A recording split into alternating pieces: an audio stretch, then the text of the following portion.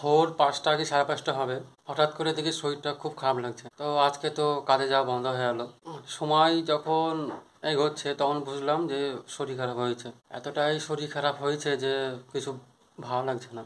এখন বাজে প্রায় 10টা 15 হবে। তা ওষুধ নিয়েছি, ওষুধ তো খেতে হবে, কিছু করার নেই। তো মা আবার রান্না করেছে, কিন্তু খেতে পাচ্ছে না। এত মানে পেটে খিদে আছে কিন্তু খেতে পাচ্ছে না, ভালো লাগছে না কিছু। সেটা তোমরা আমার চোখ মুখ দেখেই বোঝা যাচ্ছে যে আমার খুব শরীর খারাপ। তো মা রান্না করেছে ঠিকই, কিন্তু খেতে পাচ্ছে না। এখন না খেলে তো ওষুধ খাওয়া যাবে না, তা কিছু তো খেতে হবে। তোমাদের দেখাচ্ছি যে মা কি রান্না করেছে। সকালে কাজে যাওয়ার কথা ছিল, তো মা তো টিফিন গুছিয়েছে, তাও যেতে পারলাম না। এই যে আলু দিয়ে আর মাছের মাথা দিয়ে তরকারি করেছে, আর এর মধ্যে আছে হলো টমেটোর চাটনি করেছে। তবে এত শরীর খারাপ যে খেতে পাচ্ছি না।